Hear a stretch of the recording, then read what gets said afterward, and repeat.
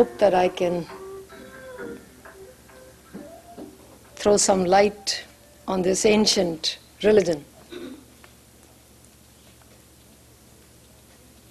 Since most of you have not been to India, I would like you to travel with me to some of the places which are fascinating even for me, though I was born in India. And I am also trying to understand what India really stands for. There are some people who are born in India and they love it to the extent of saying that the very dust of India is sacred. This is Swami Vivekananda. After he had come to USA and he went back and somebody asked him, what do you feel about this land after you have traveled to the beautiful lands abroad? And he said that before I went away, this was the holy land. Now the very dust of India is sacred to me. I am always trying to understand what exactly they saw in India. It's a very difficult thing to understand what this land represents. First of all, I would like to put it in the form of a question. Why should we study Hinduism? What could it give us? If you go by the outside picture, India today is not a very attractive land physically. Even I don't find it attractive. When I travel from one corner of India to another, there are times I feel very depressed because the external form does not show anything but tremendous decay. And one is simply overwhelmed with the signs of decay. Then something very strange happens. You take a pilgrimage to one of the places. There's a famous place called the city of the Ganga, Haridwar. It's a city from where you go to the Himalayas. And what is the peculiarity of this city? It's just got a river. There are thousands of spots on this earth with rivers. And yet, millions and millions and millions of Hindus go to this place just for the sake of the river. Once I went to this place and they were cleaning the river, so they had diverted it. And suddenly it became absolutely soulless. And I understood that it is this river which gives vitality to this place. But that was a physical phenomena. So what is behind this phenomena, I don't really know. I'm always trying to find out.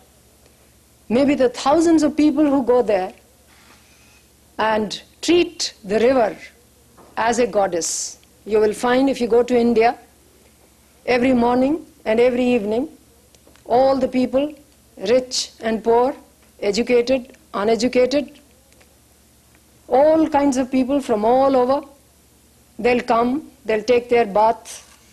They are almost half naked when they are taking their baths, men, women, children. Nobody pays attention to anyone. Nakedness in India is treated in a very different way, and I am struck by it because when I see it in the light of the Western world, it becomes a very strange kind of a phenomena. Nakedness in the name of religion has always been there in India. Nobody pays attention to it, and nobody considers it an issue. So you find these people taking their bath, muttering something, then lifting water in their hands and pouring it again in the river. And if you ask them what exactly are they doing, they will tell you, well, they are pouring waters towards the sun, because the sun is the most ancient deity in India, standing for light, standing for wisdom, standing for illumination. And somehow, by pouring water to the sun, they are establishing some kind of an invisible connection between themselves and the sun. And I was also an agnostic at one time. So I entered the river and You are supposed to take 3 dips. Why 3 dips? Nobody really knows and nobody explains. But anyway, you take 3 dips. And then I felt like taking the water in my hands and imitating what they were doing. And believe me, it's something strange. You fill your hands with water and then you pour it, and a strange kind of a feeling comes to the mind, as if you are connected to the river and to the sun towards which you are pouring this water. Then you will find many people, after having taken their bath, sit on the riverside, and with closed eyes they are either doing their rosary or they are lost in some world. From the outside you only know that they are sitting quietly. But day after day, when you see this kind of a thing, you become quite sure that they are in touch with something invisible. They are trying to communicate with some kind of a reality which is not visible. The visible symbol is there, the river is there, but from the visible they come out and they sit down, close their eyes, and they are trying to contact something which is invisible, and it is palpable. Then you go to the same river in the evening. In the evening you will find thousands of people with great enthusiasm crowding round that place. Here I don't find any such phenomena, and it's the most common phenomena in India. Wherever there is a river, in the evening you find thousands of people crowding there, and in Haridwar especially, they make some boats out of leaves, and the boat is filled with leaves. A little bit of flowers are kept on top, and a small little lamp is put on the flowers. You light it, and then you float it down the river. Children do it, old people do it, young people do it, without understanding, without asking why they are doing it, because everyone enjoys it. Enjoys what exactly, nobody knows. But everybody, whether you are agnostic or whether you believe or whether you are a Christian or a Muslim or anyone, the very act of doing this kind of a worship is so beautiful. Then you sit down there, and out come the priests, and with huge lanterns lighted, people pay to get this thing done. What are they doing? They are singing a hymn to the river Ganga, because it is believed in Hinduism that the river is a goddess. So for thousands of years, the river has been treated as a goddess. Then in the 19th century, there was a man born in Bengal, Sri Ramakrishna. Maybe you have heard of him. And he was a peculiar man. He wanted to test whether there was any truth in these ideas or not. And he followed a method of turning his attention inwards and worshipping a stone image of Mother Kali, challenging it to respond. And we hear the story. It responded. One day, he had a tremendous experience. He was filled with light. Every quarter was filled with light, and he became sure that the mother is real. So after this, he lives in this temple, which is again on the Ganga, but this Ganga is at the end of its journey. This is in Calcutta, going to fall into the Bay of Bengal. So he's sitting there and just thinking in his mind whether it's true that the Ganga is a goddess, or is it just a story passed down for children, that the Ganga is it looks like a river, but whether it is conscious, whether there is really a deity presiding over this river or not, he just has a doubt. And so he says, I was just sitting there, and suddenly I heard the sound of a conch shell blowing, and I looked up, and down comes a man in front on the river, and behind him comes a woman, the form of a woman, goddess, floating on a crocodile. And this is exactly as it is given in our ancient books. Now the problem is, how do we solve this puzzle? Is Sri Ramakrishna telling a lie? Is he under hallucinations? Or is there a truth in these ancient stories that the universe is conscious, absolutely conscious, and it is only that we, not being sensitive enough, do not see this consciousness. Whereas the whole universe, as the ancient books say in India, is nothing but God, nothing but Brahman, nothing but pure consciousness. In other religions they say the whole world is full of God. In India they go very deep and they say it is full of consciousness. There can be no other reality behind this universe. And this, the ancient Hindu has tried to test again and again and again until the last century. It has been redemonstrated that it is true. So it's up to us to take up the challenge and try and find out whether a man like Sri Ramakrishna is telling the truth or not. He has given a method. He has redemonstrated that the ancient books are not telling lies, and he throws this challenge to humanity. Here is the way to conduct your experiment and find out for yourself whether it is true or not. Then I would like to give you another scene. The Hindu, man or woman, old or young, you will find them trudging up the Himalayas to an inaccessible top somewhere. These are the snow-bound mountains, usually above 10,000. There seems to be no pilgrimage center worth its name below 10,000.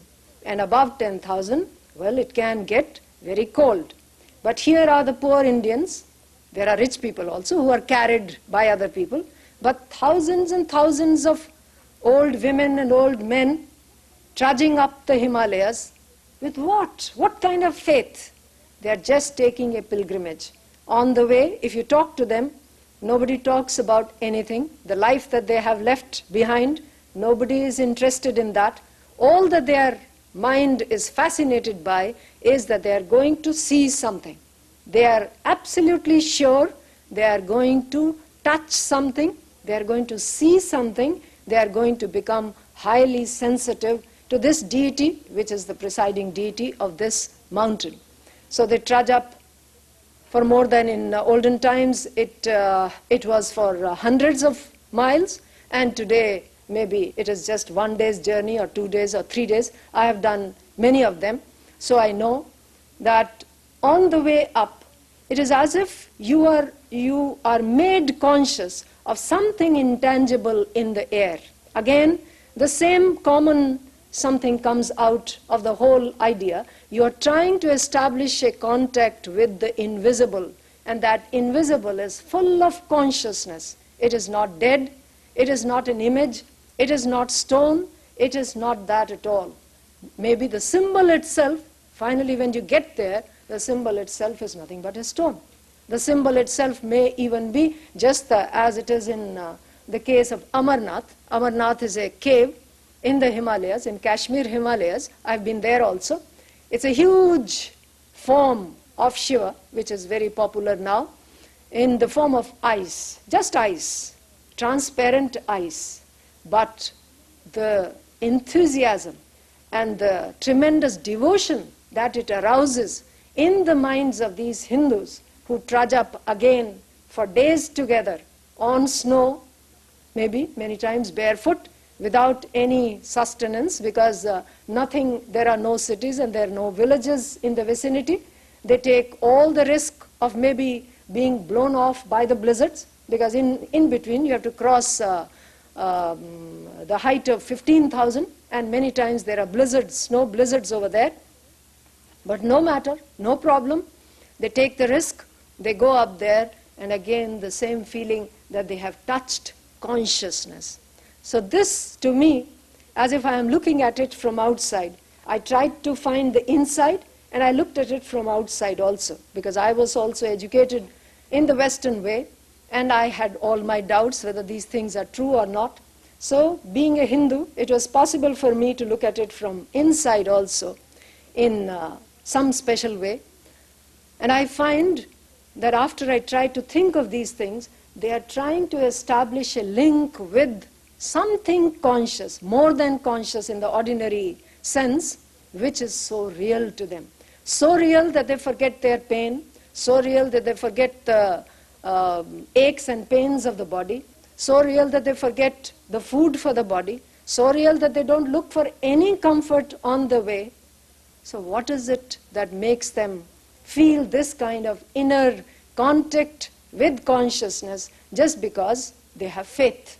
Now this faith is there in many religions. I'm not saying that the other religions are not based on faith, but faith in this way, when it tries to make you understand that you are trying to establish a link between the conscious point outside in a very special way, in a special space, at a special time, because these pilgrimages have to be taken at a special juncture of time and a special space and something within yourself.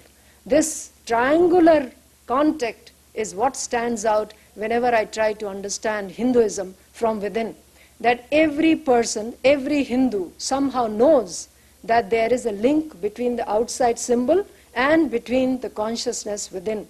And there are special places, special times. I have to take advantage of those times and those spaces, and I journey to these points with a particular attitude, and the experience is possible.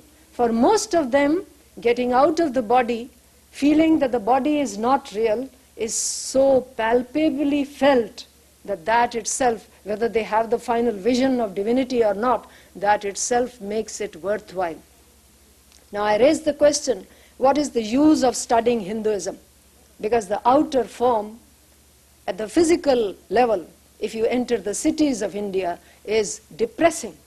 So is it worth studying this religion, which has brought this land to the depth of outward degradation?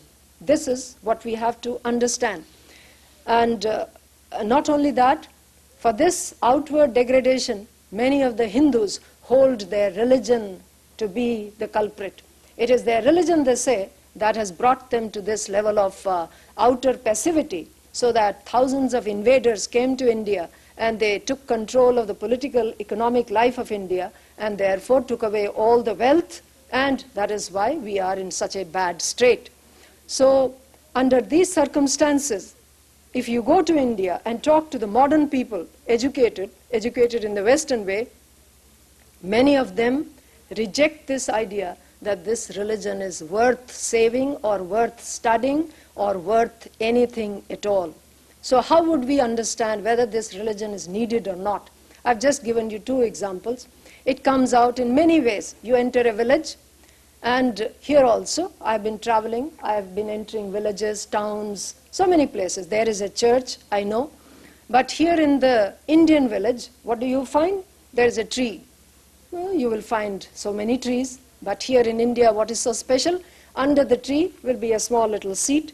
On the seat will be some kind of a symbol. It can be a stone, it can be anything, makes no difference. On that maybe there will be something red. And near that you will find women coming in the morning, pouring water over it and sitting there for some time and doing their own business. Now when you notice these things, what is it that they are actually trying to get into the rhythm of? And I find that this is what gives them an inner contact with a level of consciousness which is vanishing in most of the modern cities of India as well as the West. There seems to be no way in which I can penetrate this outer beautiful facade, because the beauty of the West, the external beauty, is there all the time. Maybe you have got used to it and you don't see it. But when I come from India, it's a contrast, tremendous contrast. And everyone says, how wonderful, how beautiful. But it is so difficult to penetrate this external form and touch something deep within. Whereas you enter a dirty village of India and you stand near this tree and you find this woman or man sitting there absolutely relaxed. There seems to be no hurry about anything, and they are going about their business in a silent way. Is it worth saving these ideas for this world or not? This is what I would like you to keep in mind when we study the ideas of Hinduism, because this is the essence of Hinduism, that within you is the point of consciousness, which is the ultimate reality. Around you, the universe is also full of consciousness, and your endeavor is always to touch that consciousness in some way, through any symbol, through any method, through any way. The only common practice is concentrate your energy, relax, forget the outer, try and get in touch with this point of consciousness. And this has been made possible for the lowest type of Hindu, because we have many classes in India. Many classes were formed in ancient India thinking that human beings belong to various categories of understanding. And there is the lowest category which seems to believe that the way to this consciousness is just by giving a little worship. Bring a little water, a little flour, and pour it on this stone, and then sit there for some time. Maybe they'll go round the tree, and after that they will salute the tree or whatever they are saluting, nobody really knows, and they go their way and they get busy with their daily life. So is it worth saving? Because this is the essence of Hinduism. These contact points, they are always looking for these contact points. Then in the evening, the men also come back home. This used to be the picture. It is changing very fast even in India, because the men are the first to leave these ideas as superstitious, as absolutely useless. Science has proved that there is no consciousness behind this world. It is just a physical world. There is only the physical reality. There is no need to break the wall. And let me tell you that this is the greatest problem of the modern mind. Is this physical reality like a wall, and I cannot break it because there is nothing behind it? Or is it like something porous which can be set aside, like a veil? I can set it aside and I can penetrate and find some point of consciousness. This is the modern tragedy that the scientist seems to have proved to me, though I am sure the pure scientist himself does not believe it. But we, who get these ideas percolated through so many media, we believe that the scientist has proved this is a physical world, and this is like a solid wall, and behind this there is nothing. So what should I look to? So I look at the beauty outside, and I try to respond to it by saying how wonderful, how beautiful, and the very next moment my mind demands something else. And then where should it turn to? Outside, it tries to make newer and newer combinations and tries to give me the same sensations in a new way. Same sensations of light and sound and touch and feel, and I go on making more and more psychedelic effects out, combinations out of that, and I am trying to find some kind of happiness. And I don't realize that happiness is something that belongs to consciousness. It does not belong to the physical world at all. It's not a sensation. And it's so difficult to understand this simple fact that happiness is not a sensation. It is something that belongs to consciousness. And consciousness is looking for consciousness. So Hinduism, to me, it seems, is the only religion, maybe, on this earth which has made a great science out of it. Is consciousness real? Is it true that I am a conscious being, so conscious that I contain all the bliss that there is in this universe? And is it also true that this universe is nothing but pure consciousness, and it is the mistake of my senses which do not give me this pure consciousness, and I am always trying to find it and always feeling frustrated because I just don't seem to be able to break this wall of physical reality which stands in between. So that is what I would like to discuss with you, how they did it. Now, about the books from which this knowledge comes to us. The books, I'm sure most of you know. They are called the Vedas to begin with. There were 4 Vedas which give us all these ideas. And then the Vedas themselves were written in a language called Sanskrit, very, very ancient. And most of the Indians themselves do not know how to read this language, because this language was written 5,000 years ago, or maybe even earlier than that. Nobody knows who wrote these books, and nobody knows which historical personality is to be connected with the authorship of these books. Nobody knows. And in India, nobody cares, because they believe that the knowledge itself is eternal. It is eternal knowledge. Therefore, It gives rise to history. It doesn't have to be historical. Please remember this also, because this is a peculiarity of Hinduism. Knowledge is eternal. It creates history. It does not have to be historical itself. It's like the law of, let us say, gravitation. Law of gravitation doesn't have to be historical. It can give rise to history by being discovered by somebody, and then we make use of it to understand this outward reality. So this is the way the Hindu treats these books. Now these 4 Vedas are there, but they are too cumbersome and they are too huge. Nobody can read them. At the end of each Veda, there are a few booklets which are called the Upanishads. These Upanishads, the literal meaning of the word Upanishad is sitting near the teacher. You learn something, and that is what the Upanishad is. Small little booklets, who nobody knows how many there were to begin with. Now there are about 8 of them, which are very authentic, thought to be very authentic. And these are the books on which the whole of the thought system of India, called Hinduism, depends. All philosophers, all thinkers who rise in India feel it absolutely compulsory to base their ideas on the discovery of these books, small little books, very few ideas, very simple in their import, but very difficult to understand, because they are talking about something which is so difficult, which is so different from our common way of understanding the world. So these Upanishads are there.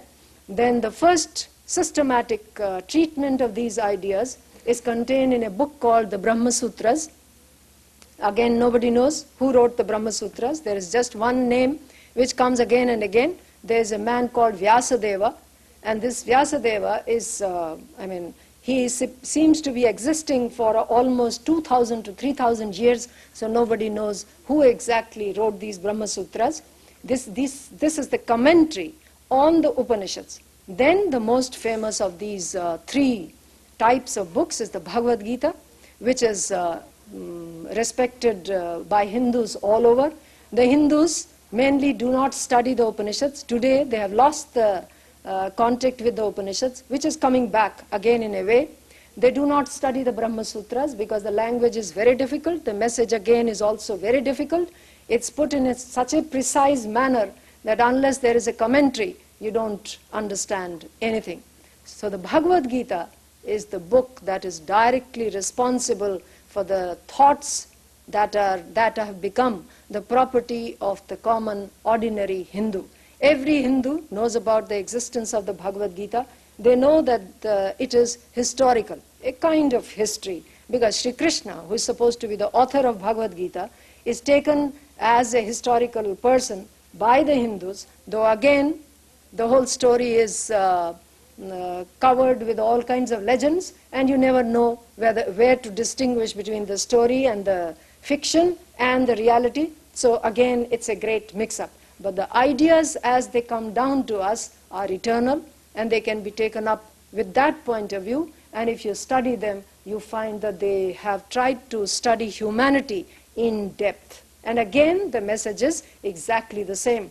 Within every human being, within every particle of dust, there is consciousness, and that consciousness is my goal. I have to come in touch with that, and then methods are given, ways of understanding oneself is given. Why am I what I am? That is also given. So this is the 3rd book. These are the 3 books which form the basis of Hindus' thought. Then there are another set of books which are known as the Puranas. Purana means that which is always new or that which is very ancient. Both these meanings can apply to these books. There are many of these books. They are a mixture of history, mythology, geography, astronomy, philosophy. These are very, very strange books, and these are the most popular material for Hinduism today. If you ask a Hindu, they know something about the Purana. Then there are 2 more books which are very, very popular, and they have become popular in the West also, called Ramayana and Mahabharata. These are 2 epics formed around the story of an incarnation of God. Hinduism believes that God comes down again and again to help us. because if there is a God, he cannot be dead, and he cannot come once only. He has to come again and again, as long human beings are there. Taken as very logical, very simply, very logical, that if there is a God and if God is real, then there can be no way in which he can come just once and not come again.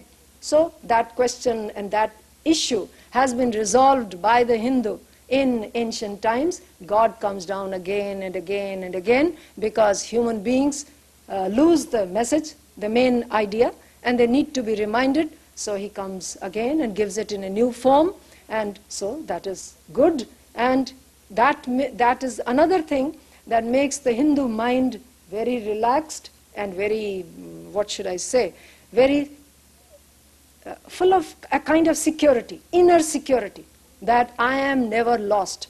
Whichever age I may be born in, there will always be a message applicable to that age, to me in particular, and I have only to look up who is the latest incarnation so that I can get in direct touch with that person. Maybe historical, may not be historical. The Hindu does not really bother, because again it's a strange peculiarity of the Hindu mind that when we look for truth, we don't look for truth in one particular language, the language of, let us say, mathematics, which has been accepted by the Western man. Language of mathematics and physics is supposed to give us reality. What about the rest of the languages? Well, the rest of the languages are called arts. They are not sciences. They don't really give us truth. They give something like a mixture. Whereas the Hindu believes that every language, whether it is the language of mythology, the language of history, the language of economics, or the language, any language will give you one aspect of human reality. As long as they are studying human beings, they are trying to give you one aspect of human reality. So that again adds a multi-dimension to the Hindu mind, that there is not just one language. When I want to look for truth, it isn't as if I have to study only one language, and my mind, if it does not take that, if it is not possible for me to know that language, that I'll be absolutely out of I won't be able to get to truth. That is not accepted. So that again gives a beautiful dimension. I'm only trying to give you the inner dimensions of a Hindu mind, which makes life tremendously fascinating. It's fascinating to grow in a happy Hindu family because there are so many languages being spoken. There is the language of the mother, who speaks in terms of mythology to the child. There is the language of the father. Maybe he'll give something a little more serious, a little more strict. There is the language of fairy tales, which is again giving you the same truth in a different way. So all these languages are accepted by the Hindu mind. So these books I have told you, there are the source books called the Vedas, then we come to the Upanishads, then we come to Bhagavad Gita, and then the Puranas, and then you have these two epics, Ramayana and Mahabharata, and then there are 6 systems of Indian philosophy. And all these 6 systems are nothing but the endeavor of the thinkers of India to try and make these ideas connected together and present them to the thinking mind in more and more logical manner. And on top of these 6 systems stands the Advaita system, which maybe you have heard of. Advaita is, which says that ultimately there is only one reality. There cannot be 2, there cannot be millions of realities, there has to be only one. And that reality, they point directly at you and say, you are that. In every Upanishad you have this strange way, the disciple comes to the Guru and says, well, show me the way to knowledge. And after giving him some ideas, then finally he will go on repeating, you are that. Or there is another way of saying, I am that. Or then they say, well, this world is that. These are the 4 ways, these are called 4 great sentences that come out of the Upanishads. One is, Aham Brahmasmi, I am that pure consciousness. And the word Brahman is used for the cosmic, and Atman is used for the individual. So they will say, Aham Brahmasmi, I am that Brahman. Or they will say, you are that reality. Or they'll point to the universe and say, this is that reality. Then there is a fourth way, they say, this consciousness that you feel, that you are aware of, is that ultimate reality. These are the four great, these are known as Mahavakyas. Mahavakya means the great utterances of these ancient sages, trying to show that the ultimate reality is so intimately our own that there is no way in which it can go away, or it can be taken away, or it can be sort of lost or forgotten. There is no such thing. Only thing is to get back to this simple idea that I am that, and if I do not really believe it, there must be some obstacle, remove that. Or if I am that, but I have forgotten it, so try to remember it. This is the only thing that they are trying to point out again and again. There is no talk about sin. They do not, Upanishads do not talk about sin. They do not believe that the world has become wicked, that man has become wicked. They do believe that we have forgotten. They do believe that we are under a tremendous veil of ignorance, and that has to be uncovered so that we can get in touch with this reality once again. So should we have a little break and you can ask me questions? So we learned that the message of these books is consciousness is real. Existence, consciousness, bliss. These three form three facets of reality, and I am that, the universe is that. I have to understand it, accept it, and realize it. Now, before I accept it and realize it, which is the problem of every religion, is there any way to prove that it is the only reality? Is there any way in which I can convince myself from the start so that there is no appeal made to my faith or belief or anything like that? As far as I know, this basis of Hinduism, which is called Vedanta psychology, is the only psychology which says, yes, you have to, not only there is, you have to be sure that this can be the only reality, there is no other way. And for that, they give a very simple experiment, but the only difficulty is that I have to let go of my prejudices, because the ordinary way of understanding does not apply here. And if my mind is open, I can prove to myself that that alone can be real, nothing else can be real. In the same way, they say, and this is given in a philosophy called the Sankhya philosophy. Sankhya philosophy, or Sankhya system of thought, is the most ancient system of thought in India and perhaps the whole world. It gives a very peculiar kind of psychology and cosmology. Here we are concerned with the psychological part of it, or you can say it is the man in depth, human being in depth. They raise a very simple problem.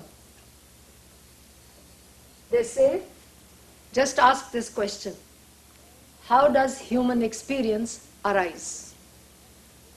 All my life I am busy with what is given in my experience.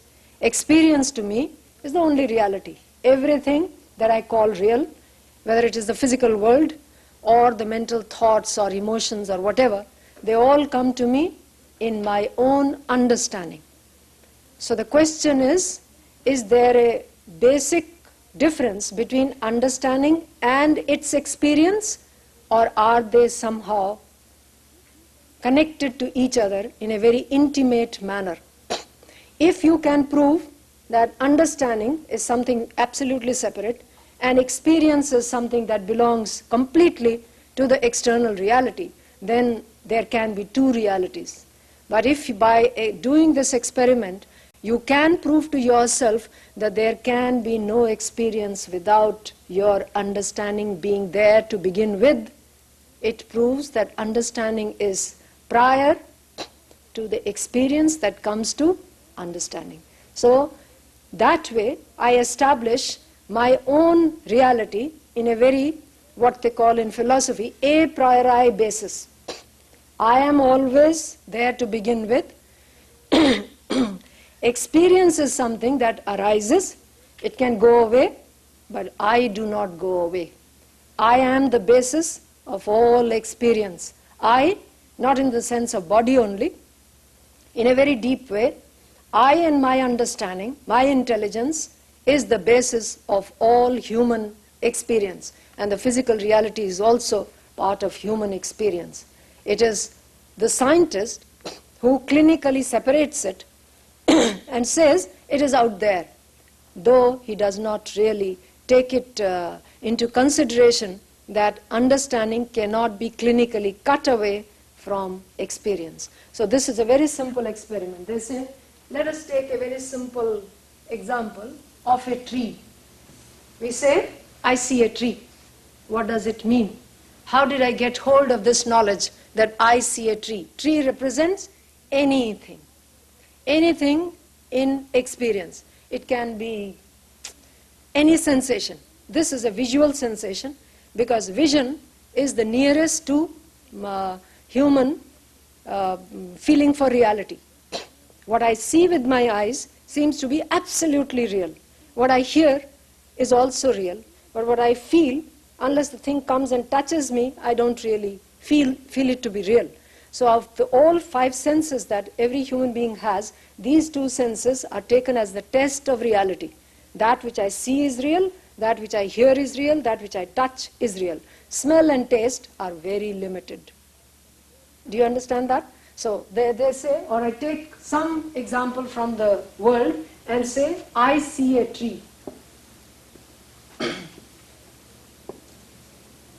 What exactly am I trying to say? Is the tree out there? When I make the statement, I see a tree, is the tree out there? Can I prove that the tree is out there and my seeing is something very simple? I see it, I open my eyes, the tree is there and I see it. Or is there something more involved in this process? In those ancient times, they worked it out that the light of the sun has to fall on the tree. The rays had to travel to the sense organ, which is my eye. The eye cannot see, now we know it with the help of physiology. Behind the eye stands the center, which is called the brain. Somewhere in the center, somewhere at the back they say is the center of vision. I hope everyone knows that. There is a center of vision. You can read any book on physiology and you will know where the nerve issuing out of the retina of the eye goes and connects, and the image somehow has to travel from the tree to the eye, to the retina of the eye, from there to the central nervous system. And not the whole of the central nervous system. There is a center for vision and the sensation has to travel there. And the picture is not complete. I have to pay what I call attention. Because it's a very simple fact. All this may be there, the tree may be there, the eye may be open, it may be traveling inside because it's mechanical. Everything is mechanically happening, but if I do not pay attention, I do not see. Then attention is not enough. Behind this attention is a mysterious something which says, I pay attention. By this simple experiment, they prove so many things. How many? They say, well, up to this is the physical world, which can be seen, I call it physical reality. From here it starts becoming mysterious, and you call it psychology. And the I seems to stand even behind attention. And when I try to locate this I, there is no location. There's no location within this system where I can say this is where I live. Though I seem to be tremendously associated with this, and I say I. Many of us, when we say, oh, I am thinking, and we put our hands on the head. Or when I want to say, well, I am. So these two, we never say I. Why not? In this psychology, they say it points to something very deep, the seat of consciousness is the heart, somewhere near the heart, and the seat of thinking is in the nervous system. So I becomes metaphysical.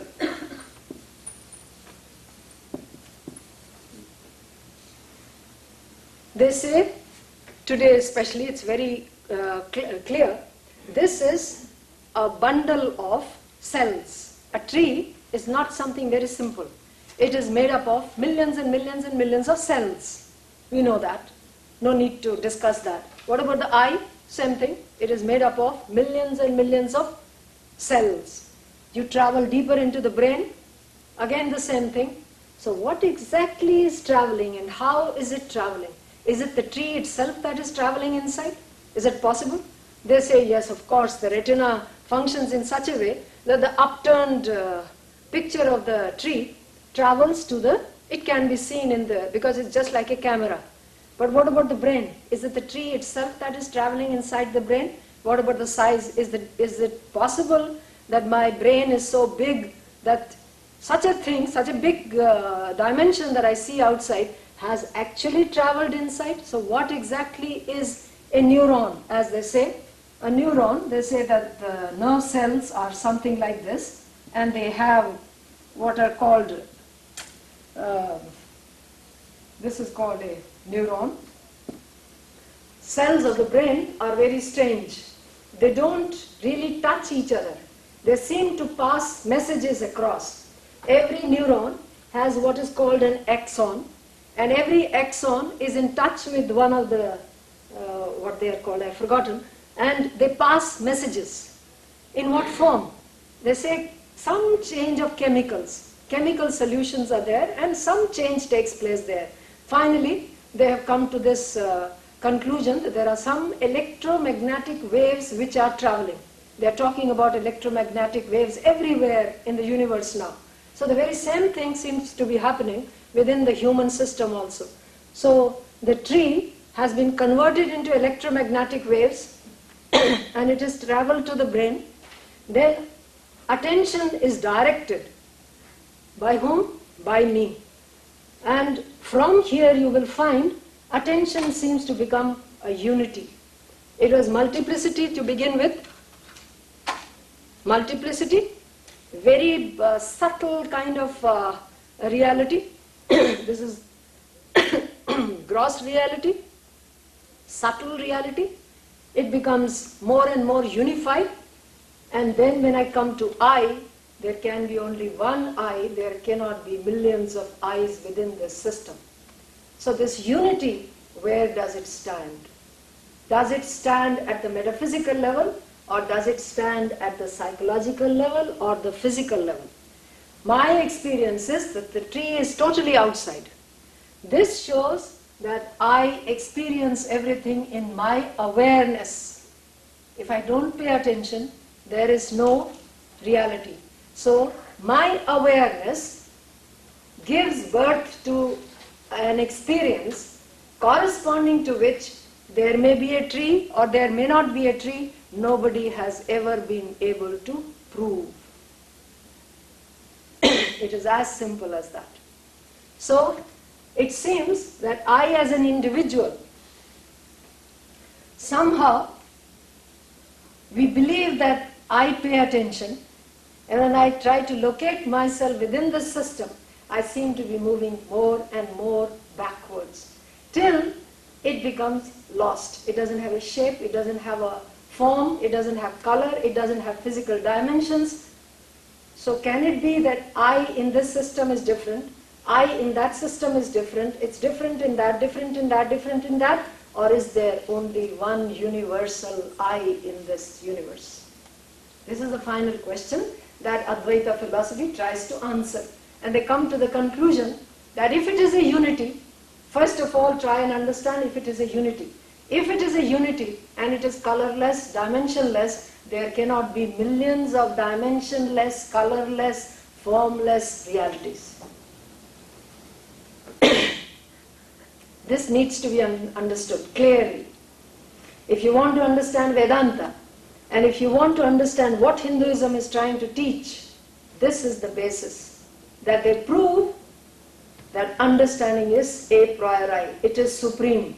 Without understanding, there is absolutely no experience possible. It may be the whole universe, it may be a Himalayas, it may be anything. It is not possible without the experiencer. So they will say the experiencer is more real than its experience. How? They say, look at it from another point of view.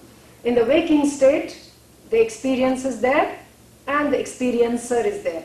Go to the dream state, the experience and the experiencer are contained in one and the same dimension.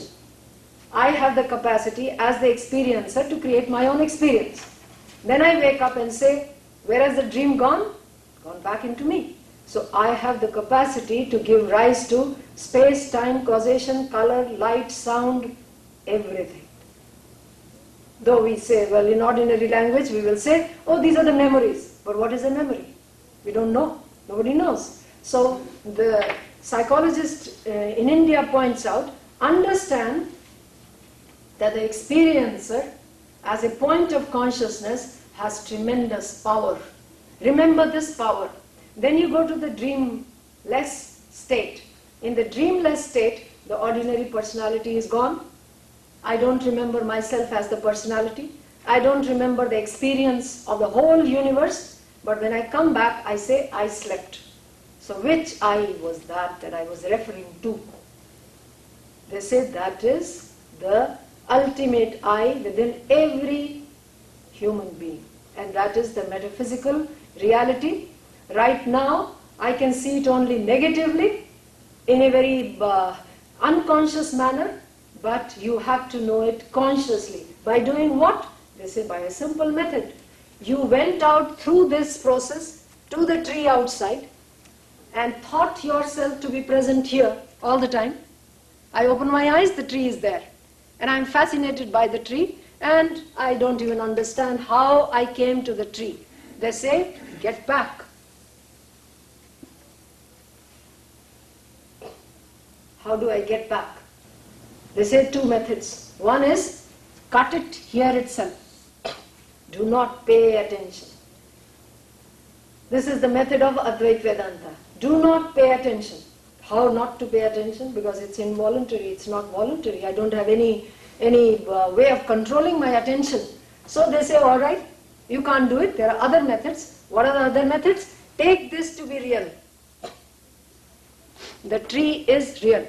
It has brought you outside to this level. What is it? It's an image.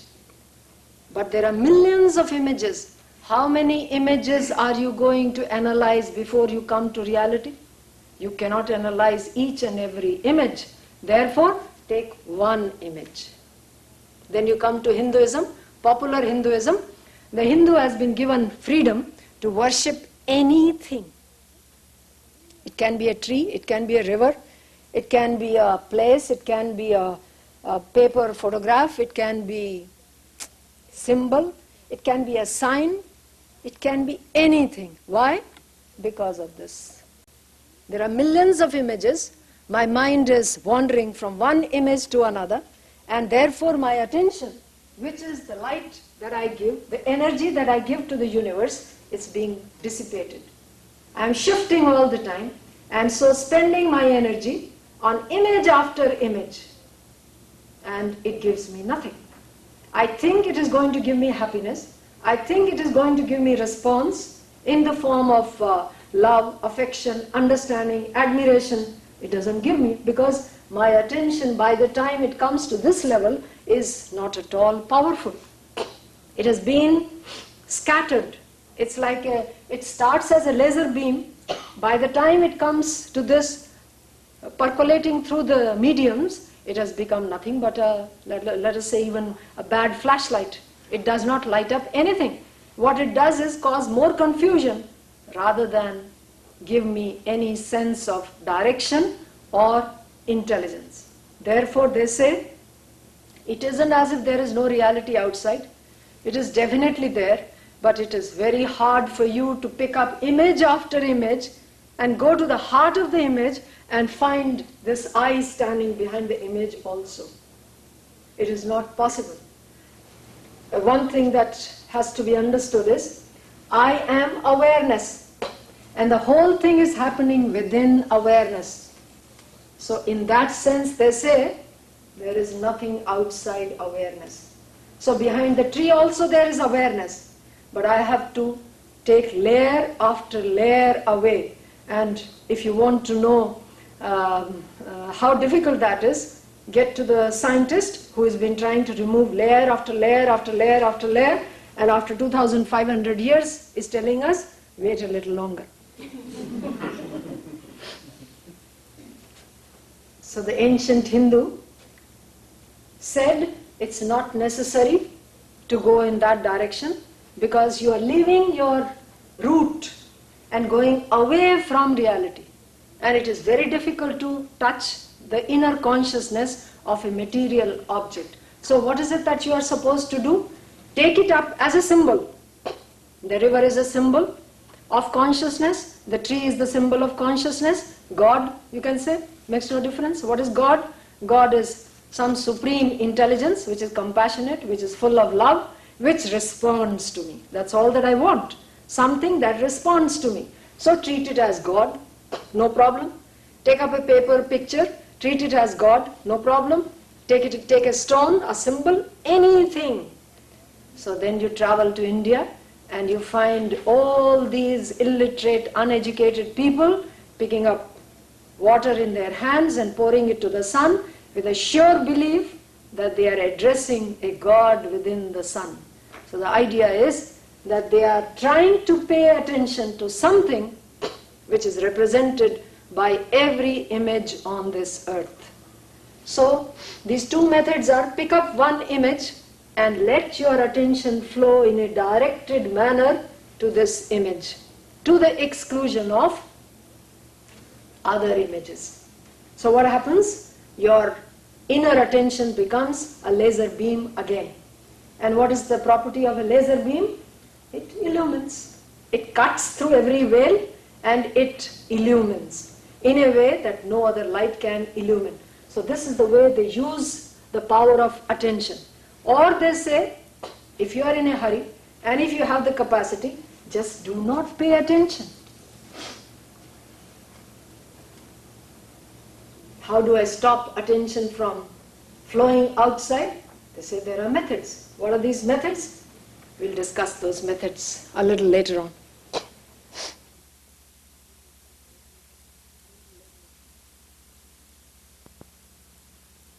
So the next is, they ask the question, then what is happening here? What is happening in space and time? I have to understand that.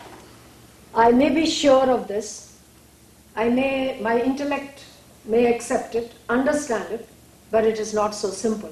Going back is not so simple. How did I arrive at this level at all? In answer to this question, how do I arrive from such depth of consciousness through the process of paying attention to an organ which is very subtle, through an organ which is gross, to a world which is gross and visible? How did it happen? In answer to that, the Hindu psychologist has given us the theory of karma and the theory of reincarnation. They say on this earth or anywhere, it doesn't really matter whether it is this earth or some other earth, because they believe that the whole universe is nothing but a dance of three levels. Basically physical, then the subtle, our word for this is the subtle, and then the base is the metaphysical. So everything is happening at the physical level and the subtle level. And where exactly makes no difference, because space is everywhere, time is everywhere, it is all round, it is all within. So the questions of north, south, east, west do not apply. The question of here, there do not apply, because that is done by human understanding. In order to make it sort of easier for me, lines and boundaries belong to a very low level of human understanding. Here, we don't talk about those things. We talk about levels. There is the gross manifestation, there is a subtle manifestation, and there is a ground. So how did I leave this ground and how did I reach here? The first answer, the answer to this question, why, is very difficult. Why did we leave it is very difficult, and the Hindu gives two answers. One is the simple answer that is given by all religions, that God created this universe and therefore we are here, and therefore the world has been going on since eternity, and a time comes when God withdraws this universe within himself only to let it out again, like in-breathing and out-breathing. The Hindu does not believe that there is only one creation. They believe in cycles of creations. It is going on forever and ever and ever. There is no end, there is no beginning. There is a beginning to one particular age, and there is an end to one particular age, but as to the beginning and end of the whole of this play, there is no beginning and there is no end. Maybe one universe is ending here and another universe is being born somewhere else. And today when you read books on what is astronomy, or what do they call it? Not astrology, astrophysics.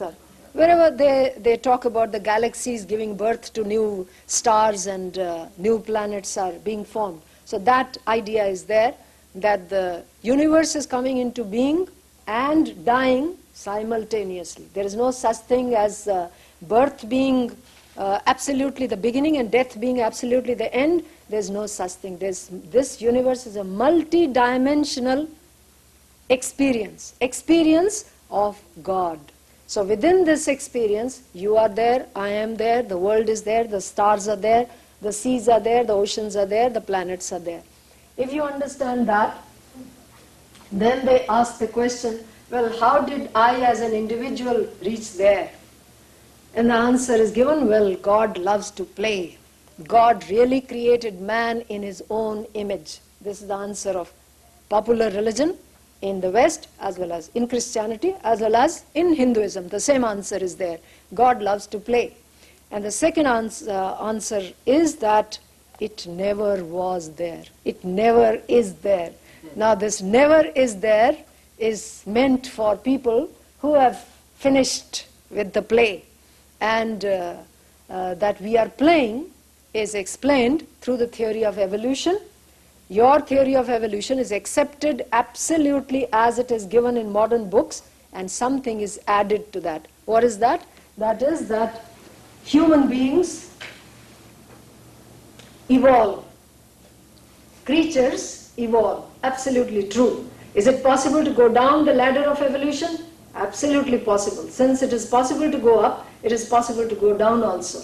So we are coming here again and again. No problem, because the whole thing is happening within time and space. Time and space belong to understanding, so there is no question and no boundaries of it being a big issue. Whether I can come once or whether I can come twice, it makes no difference at all. Idea is to close the circle. I started from somewhere, I have to get back to that starting point, and that getting back to the starting point is the main objective of human life. But on the way is tremendous play. And this tremendous play can be explained only by the theory of karma. What is karma? I pay attention. What happens? Paying attention, experiencing, is like taking a photograph. The photograph is registered somewhere. Where is it registered? Within my own system, within the nervous system. Within the nervous system, then there are complicated records. Don't ask how it started. Why it started is again a mystery. But once it started, the business seems to be to take more and more and more complicated images, and these images give you the stimulation from within to move out in the same play once again. So since it becomes a game of creating images and recording them, and again being stimulated to form more images, coming and going becomes absolutely natural. I am born again and again because I am in search of either play which gives me pleasure, and then by the time I arrive at the human consciousness and I start understanding that pleasure seems to be absolutely inseparable from pain, then I start going back. Till then, it is like going in one direction, searching for pleasure, elimination of pain.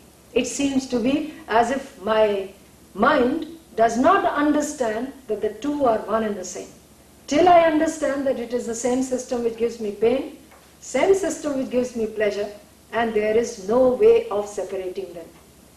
Till then, I keep on coming to this existence again and again in many dimensions. I travel in many dimensions, in many worlds, in many bodies, in many wombs, and suffering, creating, laughing, crying, dying, taking birth, growing old. There is no end to this idea. So the theory of karma is nothing but the theory of paying attention. You pay attention and you have taken a photograph. And the photograph is registered somewhere within you. The memory of the photograph propels you to take a new photograph. This is the theory of karma. It's not mysterious, it isn't exotic, it's something very simple. My attention creates an image, the image leaves an impression, the impression stimulates me to go for a new impression. The first impression becomes more complicated, and by the time I arrive at the human level, I have inherited how many tendencies? Lord alone knows. That is why going back is so difficult. That's why every religion tells us that it is very difficult to go back. Since they find it very difficult to understand these things and explain, they usually try to frighten human beings. You will notice every religion tries to frighten human beings so that they do not move too much into this game of making images. But a time comes when the mind starts asking questions, and as far as I know, it's only the psychology of Vedanta which makes it clear why. Why are there so many warnings given to human beings in every religion? Why do they say, do not do wicked things? And what do they exactly mean? This is the meaning. You pay attention, you have got an impression, you have to pay the consequences of this thing, and the consequences will be pain, pleasure, both. Till the time comes that it seems to be nothing but a big, huge burden, and then I want to get rid of it. And trying to get rid of it, I start moving back. So this moving back is what religions call, what would they call? Grace of God. They would call it grace of God. In psychology you would say, well, suddenly I become conscious. I become conscious of the need within myself to stop playing with images, like a child playing with toys. They give exactly the same example. So then the journey back begins. So this is the theory of reincarnation. Then how do I reincarnate myself? They say no problem, because it's only through attention that I got there. So when death comes, it is this that dies, the subtle particles which go to make my nervous system do not die. They take rebirth. I am reborn because the subtle body does not die. It travels from one body, one physical body to another in search of the proper vehicle or the proper instrument through which I'll be able either to enjoy and suffer more or to get final freedom. So till it can get hold of that body, ultimate body through which all my past impressions can be worked out, I am going to be reborn again and again, and nobody can stop it. Not even God can stop it, because all the God that there is from this point of view is already within myself. And I am trying to discover that.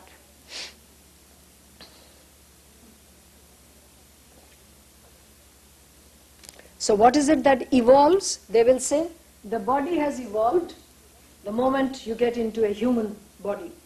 Human body is not going to evolve any further, but the human subtle system does evolve. So birth after birth, It is the understanding that evolves, the body does not evolve. It isn't the I in the form of the soul that is going to evolve. The Hindu does not believe that I evolve in the sense of the self. Consciousness does not evolve. It is understanding in the form of human understanding which evolves. Could you explain how God is in the subtle form? You're saying God is in the subtle form of those particles. Is that what No, I said all there is to God is within me as my consciousness, pure consciousness. And it is reflected. It's reflected in the subtle system, it's reflected in the gross world outside also. You see visions. What are those visions? Visions are nothing but reflection of this consciousness through the subtle system. So Yes? what you're saying is, give me a different understanding. What I've been saying lately is that I believe God is the creative power behind my thoughts. But I don't know that that really Applies here or not. Yeah. It's almost like saying then that would be outside of I in the attention area. Yes. So that We say it is energy that plays. Pure consciousness does not play. Pure consciousness as God does not play. It's energy that plays. so what is energy? Energy is the reflection of God in a medium, through a medium. We call it time-space. And this medium is time-space causation. Like a prism. It's a prism that bifurcates light and makes it interesting, colorful. Yeah, so I'm struggling with then what is the driving or the power. I mean, a prism is, maybe to me, is more. Yes, ultimately you will say that the energy belongs to God, belongs to pure consciousness. But if you try to ask a very uncomfortable question, then where has the wickedness of the world come from? Then either you go and stand right at consciousness and say that it does not exist, or there is no answer. Or you have to accept that whatever this energy is, it contains both wicked and good, and it's a manifestation. It's just a question of relativity. Well, It seems. How we view it. Yeah. That makes it good or bad. Yeah. So I'm sorry, I'm just Yeah, please. trying to absorb. Yeah. God doesn't create necessarily. Again, you are asking as if it were an absolute question. There is no absolute from the point of view of creation. Creation itself means a movement in time and space. Time and space themselves are constructs. So if you say, does God really create? Really, what does the word really stand for? Really, by the word real we mean absolute. But there is no such thing as absolute.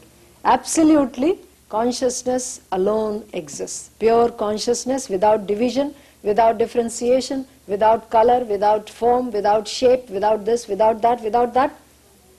No questions can be asked. But the moment you ask a question, you are already within Maya. That is why we say you are already within Maya. And within Maya, absolute questions cannot be answered.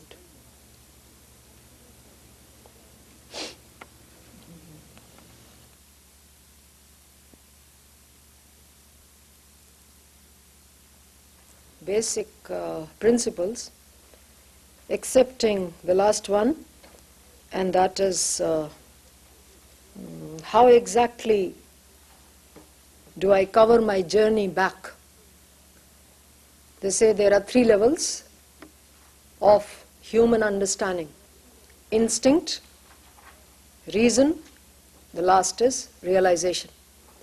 Instinct we have covered at the animal level, and all of us inherit that level as a matter of course. We start life at that level. we are creatures of habit, we are creatures of tendencies, we move in the direction of certain objects because we are programmed that way.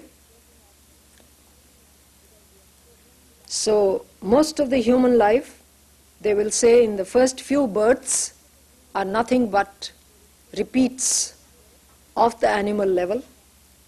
The motivation is mostly subconscious. The conscious mind only tries to deal with the consequences.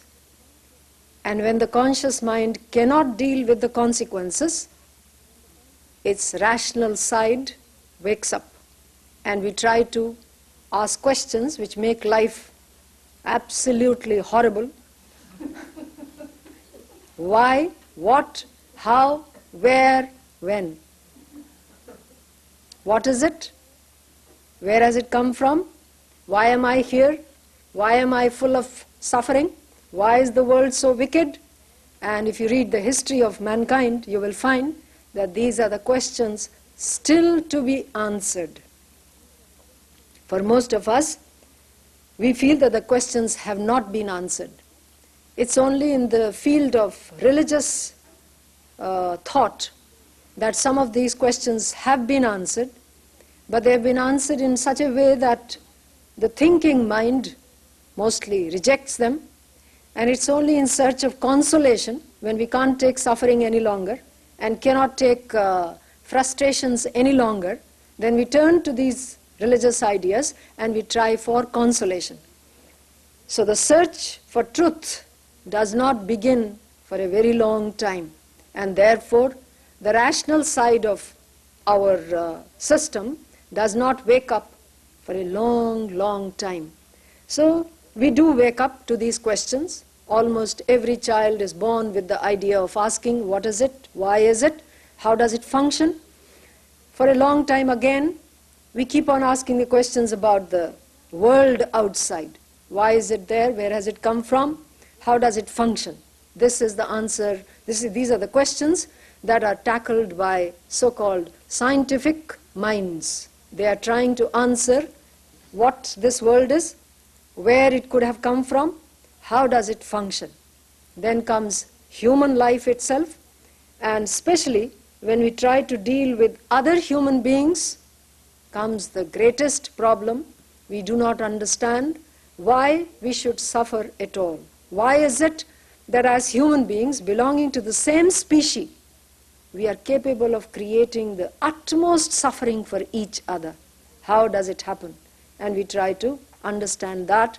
And then comes the next level of rising from the instinctive motivation, which is mostly tuned to the survival of the species and self-preservation. I want to preserve myself, that's my basic motive. And somehow within this system is also hammered a lesson that you are here only to see that the species continue. So in search of these two objectives, human beings have made from the tribal level, the nomadic level, the hunting level, to the society level where we stand today, where we have experimented with making families, very steady families, giving tremendous support to the next generation. And maybe in today's age, in a very strange way, we are standing at some transitional point where this is also falling apart, where the fabric of society and the fabric of a family unit, which used to be the strongest point of human culture in every country, seems to be falling through. And maybe the reason is that we are supposed to move to the next level, where motivation has to become totally conscious, and we cannot rely on the subconscious motivation, which is always tuned against the next unit. I and my family used to form a unit against which the whole world stands as the other, and today that is breaking. So whether the breaking is good or bad, well, in the light of this story of evolution, it seems to be that it is good. But because it is happening again subconsciously, it is not good. If I understand that the challenge of times is to rise to the level of conscious motivation, I will not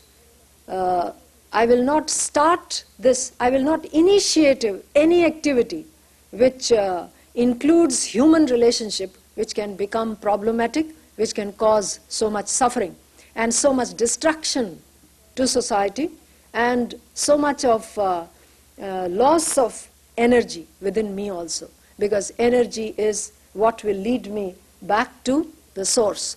So I don't really understand these things, but a glimmer comes sometimes when I try to understand what is happening in every society. And to me, the good side seems to be that we are being challenged to accept this idea that I must expand my awareness to include human beings and not make it limited to my family, I and my family. And that is the greatest challenge everywhere. Not only in the Western world, it is the same challenge that is being faced by the Indians also. Everywhere it's the same thing. The family is breaking and we are asked to accept people, human beings, as human beings, disregarding their color and their shape and their culture and their whatever. I mean, in the name of outer things, we are not supposed to use this discrimination any longer, because this discrimination was for the preservation of a particular race, for the preservation of a particular nation, for the preservation of a particular species of human beings, and not for the preservation of the whole of humanity. And today the challenge is human beings are human beings everywhere, irrespective of their color, their education, their culture, their religion, and that's the greatest challenge. So this level is the level of reason which science has accepted, but only in reference to physical reality. They don't seem to understand that it has to be applied to human affairs also. When we try to understand our own evolution, we have to use this tremendous power of linking causes with effects. And once we cross that, comes the next level of evolution, which is realization. Realization, just as instinct stands below reason, realization stands above reason. And this ancient psychology says you are not totally human till you have left the instinctive level behind and crossed also the level of reason to the next level of realization. Just as instinct makes this physical reality very real. I see it, therefore I believe in it. I don't have to argue about it. I start arguing about it when I start noticing that there is something very strange in this level. And there has to come a level where I stop arguing again and I again see reality as it is. That seeing is called the last level, when I realize that I and my brother are one and the same, which is the lesson of every religion. You have to treat the universe as yourself, though they give the lesson in the sense of human beings. All human beings are the same in the eyes of God. This is the meaning, that I have to rise to a level where I understand that the whole of humanity is one and the same reality. So this last level is the most difficult level. It's like climbing the Mount Everest. The higher you go, the more difficult it is to breathe, and the more effort is demanded. So we take it gradually. We cannot be put there suddenly. So from there comes the understanding that going back or climbing the Mount Everest is never an easy job. Therefore, becoming spiritual is not easy. It can never become easy. So anyone who promises easy results and easy paths is only trying to fool us, because we don't really understand. So the understanding being deep, that we are trying to realize the new level of consciousness, where consciousness, where the whole of one's energy becomes activated through the nervous system, and referring to that is in that context, you have this tremendous idea given by physiology that the human nervous system, especially the new brain, what they call cerebrum, is not put to total use. And if you read the story of the Buddha, this becomes very clear that when he says he becomes the Buddha, what is actually happening? All the energy is turned to the highest level of inner illumination. So energy at a level, when it transcends reason, becomes converted into total illumination. And that is why in every religion, mystics talk about visions of light, because there is a base in Indian psychology again, which says that once the power within the spinal cord rises upwards, you must have heard of the Kundalini, this is the meaning, when it rises upwards and touches the highest system in the human body, it becomes totally functional, and becoming totally functional means total illumination. All the cells, all the nervous cells function together, and therefore they give you a blast of light or total illumination. And that is where the story ends, because once I am back where I started in total illumination, there's no question of then what happens to the world, what happens to my family, or what happens to my body, or what happens to that. Because to begin with, you were supposed to understand everything started from consciousness, gets back to consciousness. That is liberation, that is freedom, that is nirvana, that is what it is. How to get it? They give you the 4 yogas: Raja Yoga, Bhakti Yoga, Jnana Yoga, Karma Yoga. These words stand for the 4 aspects of a human mind. You can get it through action. Action is something very natural to every human being. I am not supposed to look for something special. I am supposed to get illumined through the natural way of my functioning. So activity can become a great path. Then practice of direct meditation can become a great path. That is, I try to get back to this level again and again by withdrawing attention. That is basically the meaning of meditation, nothing else. Meditation means arrest attention, take it back, or direct attention to one image, so that you can slowly and slowly come back to where it started from. This is the meaning of Raja Yoga, basically. Then there is Bhakti Yoga, or the yoga of devotion. Devotion is also very natural to human beings. I have this tremendous emotional energy. I can turn it back. If I know that this is the reality, I can let my emotions flow back towards the end in view, or the purpose in view, and then only I am using the total energy of my system. And the last is Jnana Yoga, which we are trying to do right now. We are trying to understand. So understanding can become the basis. First I get my ideas clear, that's Jnana Yoga. Theoretically, it is absolutely necessary to be sure that the direction that I am taking is a real direction, because we are not sure that there is a real direction within ourselves. Most of us are vague about this direction, and therefore meditation becomes a terrible problem. What am I supposed to be doing? When I close my eyes, what am I supposed to be doing? Because we are not sure that there is a real direction.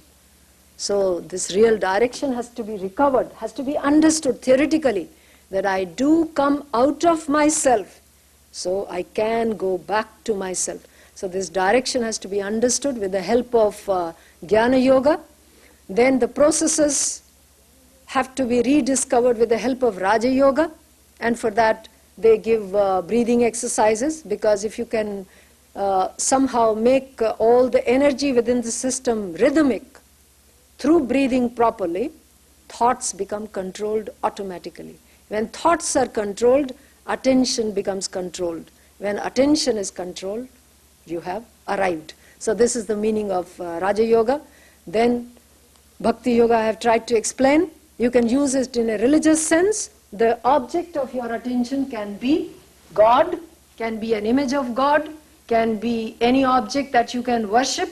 It can be an incarnation, because an incarnation of God is the nearest to a conscious, merciful, compassionate idea of God. Therefore in India and Hinduism, people have always worshipped man-God much more than imaginary God.